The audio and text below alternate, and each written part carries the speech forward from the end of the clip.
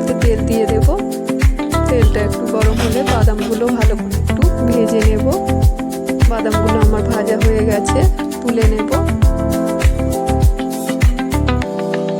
এরপর আমি চিড়েগুলো দিয়ে দেব। চিড়েগুলো দিয়ে কিন্তু বেশিক্ষণ রাখা যাবে না, একটু নেড়ে নিয়েই তুলে নেব। এইভাবে কিন্তু চিড়ে ভেজে বাড়িতে ভাজা করলে আর দোকান থেকে কিনে এনে খেতে হবে না। চিড়েগুলো আমার ভাজা হয়ে গেছে, তুলে নেব। ভালো করে কিন্তু তেল ঝারিয়েই তুলতে হবে। চিড়েটা আমি ভেজে নিয়ে চলে এসেছি। এবার যে বাদামগুলো ভেজে রেখেছিলাম দিয়ে দেবো। একটু বিট নুন ছড়িয়ে দেবো আর অল্প একটু লঙ্কার গুঁড়ো দিয়ে দেবো আর একটু চাট মশলা দিয়ে দেবো। দিয়ে একটু ভালো করে মিশিয়ে নেব। দেখুন, দোকানের মতো চিড়ে ভাজা কিন্তু আমার রেডি হয়ে গেছে।